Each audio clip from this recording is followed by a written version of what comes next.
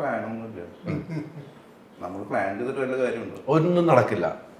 നിങ്ങൾ പ്ലാൻ ചെയ്ത് ദുബായി പോയി, അത് കഴിഞ്ഞ് അല്ല ഞാൻ ശരിയാണ് പ്ലാനിങ്. കുറെ പേരെ വിശ്വസിച്ചു, എന്താ സംഭവിച്ചത്? പല ചതിയും. അതുകൊണ്ട് ഇനി വിശ്വസിക്കാതിരിക്കില്ലല്ലോ. ഇല്ല ഇല്ല, നമ്മുടെ കാര്യം മുന്നോട്ട് പോകണമെങ്കിൽ നമ്മളെല്ലാവരും ഒരേപോലെ വിശ്വസിച്ച് മനസ്സിലാക്കണം. അല്ലാതെ നമുക്ക് ഈ ലോകത്ത് മുന്നോട്ട് പോകാൻ പറ്റില്ല.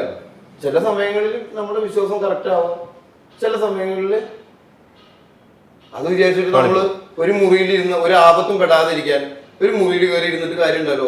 നിന്ന് ഇപ്പോഴും തലയിറങ്ങി വീണ ആൾക്കാർ മരിക്കുന്നു, അതിന്റെ അപ്പുറത്തേക്കൊന്നുമില്ല. അങ്ങനെയാണല്ലോ ഉദാഹരണങ്ങൾ. അപ്പൊ ഒരു സ്ഥലത്ത് ഇരുന്നിട്ട് കാര്യമില്ല.